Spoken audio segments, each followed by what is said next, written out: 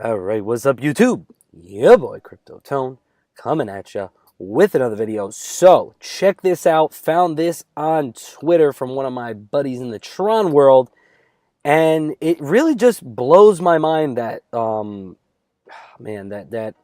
CNBC and news outlets don't use verbiage like this when they really should, if that's the case. The credibility of the Bitcoin is pretty good. So, at the end of the day, you have things like Brian Kelly the other day coming out saying that he is, he had a short position on Bitcoin at the bottom, and at that same time you had one of the guys who was like one of the best shorters on crypto here, who shorted Bitcoin at around the highs, just closed his trade yesterday. So he was in that trade for exactly a year, and it worked out to a T for him. And he basically said, I don't want to ride this thing to zero. And I guess it brought a lot of confidence back into the market. The fact that CNBC is going ahead and saying they're short, and then you have this guy coming out and saying, I just closed my short. Now we could potentially be going back up. So check this out, guys. Bitcoin OTC trading volume soars as institutions may be accumulating. So if OTC trading volume is soaring, who could we possibly think is buying? Why would really whales be buying, regular whales out there be buying over the counter? They're paying a higher premium when they're doing so, but being hidden from the exchanges. So it makes sense that the institutions will be buying since they are whales themselves. So let's check this out.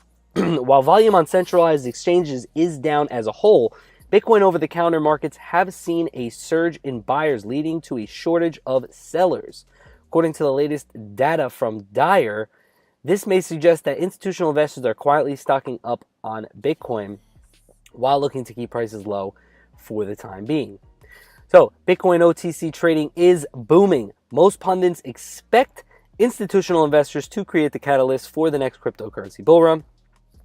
But research shows institutional trading losing ground in volumes on traditional exchanges this year. However, OTC markets have seen an exponential increase in buyers, leading to the dearth of sellers. Could this be where institutional money is now heading? The latest research published by Dyer compares Bitcoin volumes on COINBASE during OTC hours and Grayscale's OTC traded Bitcoin Investment Trust, GBTC. While 2017 saw roughly equal trading volumes between the two, this year, especially the past few months, has witnessed a divergence in trends. So look at that, guys. So I believe the black is Coinbase and the red is GBTC. So, however, GBTC volumes are down 35% in 2018. During the same period last year, this is despite Grayscale bringing in a record $216 million of investment in the first 3 quarters of this year, an inflow which has meant Grayscale is now holding custody of over 1% of Bitcoin's circulation. Wow. The researchers at Dyer note, are institution traders keeping at bay, or have they shifted towards higher liquidity over-the-counter physical Bitcoin markets? The answer is likely a little bit of both. Are whales accumulating at sub 4K prices? I would assume they would be, because there could be some more downside, but the psyche behind it is that Bitcoin is already down at the lows, and a low could already have been put in, but we won't know that that bottom has been put in until it actually is. So, that is why buying the dip and hodling is the best strategy, honestly, out there for retail traders like myself and like you. In a market which remains highly volatile, round-the-clock cryptocurrency exchanges have a natural advantage, but the high-demand liquidity institutional traders must still look to OTC trading desks. Another advantage is the OTC markets have less of an immediate impact on the Bitcoin spot price. So basically, the institutions want to get in without anybody knowing, especially, the governments or whatnot. So they're quietly doing it behind the scenes as maybe cash deals where they can be untraced in a way. So we're, if that volume is surging, then we're seeing big money come in. Where do you think that big money is coming to? It can only really be coming from one place. Therefore, large-scale investors, example whales, could use OTC markets to their advantage, buying large quantities of Bitcoin without causing the price to immediately rise. Subsequently, the whales could then resurface on exchanges to sell some Bitcoin to keep prices low. Rinse and repeat until accumulation is complete. That rhymes pretty well. Therefore, it may not be that surprising that OTC services have grown in popularity in the recent months, as Bitcoin price has dropped to yearly lows. Indeed, many major exchanges are now catering to an increasing appetite for clients for OTC services.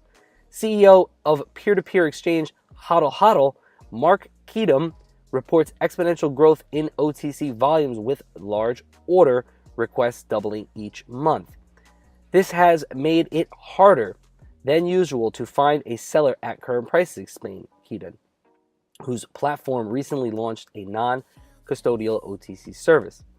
There has been a vibrant OTC Bitcoin trading market operating in parallel to the existing exchanges, but none of them are offering non-custodial escrow services for cryptocurrencies, which would eliminate risk of losing funds. So right there, guys, I mean, again, these institutionals are scared to really get in without regulatory approvals, and the fact that they could potentially be hacked and things like that is an issue. However, they got enough money where, you know, if they lose some, it is what it is. But when the regulations come out and I know I can get in a legit way, then I'll go ahead and do it with no risk for the most part. Interested in whale watching? You can find and track recent transactions on the richest Bitcoin address here. So let's go ahead and click that and see what that's about. That's pretty cool. So as we let that load here, you see are institutionals quietly buying Bitcoin at lower prices? Share your thoughts below. Definitely let me know in the comments what you think. I believe that they most definitely are accumulating at these low levels. It just makes a lot of sense in the regard that they know that this is the new technology, and they know based on you know, human emotion and things of that nature, supply and demand is major in this world, and a digital asset that cannot be created for the most part. So Bitcoin was created with 21 million coins, but it can never be like no one could ever make more Bitcoin. It's impossible, or so we think it's impossible. So the fact that it is impossible, and you know, it really goes to show, you know, that this could potentially be a huge hedge for you know, for the stock market right now, which is pretty much falling apart. People are going to want to get into a volatile asset that is already down, and that is most definitely Bitcoin. So I guess this is the biggest Bitcoin address out here or whatnot. Page didn't load correctly, so I've been having some computer issues here. But wow, as you can see, look at this, 138,000 Bitcoin balance. Wow. Man, do I wish I would have got in early. These are all the whale account addresses, I believe. So that's pretty cool. It's pretty cool to see that. All right, so that's that for the most part. Let's check out the BTC price, see where we're going. We're at 37.90 for the most part. We just had a bit of a run up to 3,900 roughly. Wow, look at that, 39.32. Now we're taking a little bit of a break. Do we continue upward? The Stoch RSI is on the floor here on the hourly, which is great. The only thing is there is a slight bearish divergence here on the RSI, seeing that the prices were lower here, along with the RSI being really high and the RSI being lower here. So that is definitely something to look out for. Again, we're not going to know where the bottom is until it's already said and done and we surpass new all-time highs. Let's take a look at the daily chart to see where that's at. So daily chart looks really good, guys. In my opinion, I think we're going to come up to this level around here since there's a lot of resistance here. And I think we're going to dump down from that level and we're going to create a shoulder here. You know, maybe down to around the 3,500 level. And then if we could do an inverse head and shoulders and get that to play out, we're talking around the time back comes out, we could just shoot right back up to 6,000, 7,000 level, which would be awesome. So potential bottom is in for crypto. For Bitcoin. And other cryptos are looking good as well. We got cryptos like TRON, which is up 7% right now, which had a huge bump over that 200 EMA on the daily that I've been talking about for days now. You also got things like Bitcoin Cash. Maker is starting to move, as Maker just got added to Coinbase Pro, as well as Zill and a couple of other coins. I think Maker is going to be a solid coin. If we do get another dip, and I mean a dip under lows, I will most definitely be buying some Maker, because that is a solid coin. Coins like PundiX are not really doing much, although that's a pretty good coin. Ethereum Classic is up 9%, and the Bitcoin shorts are looking to go up, guys. Bitcoin longs are going down big time, and shorts are going up. So potential short squeeze, is always in the cards. We didn't really have a short squeeze, what was it, last week or the week before, when it was at about 46,000 or whatnot, or 45,000.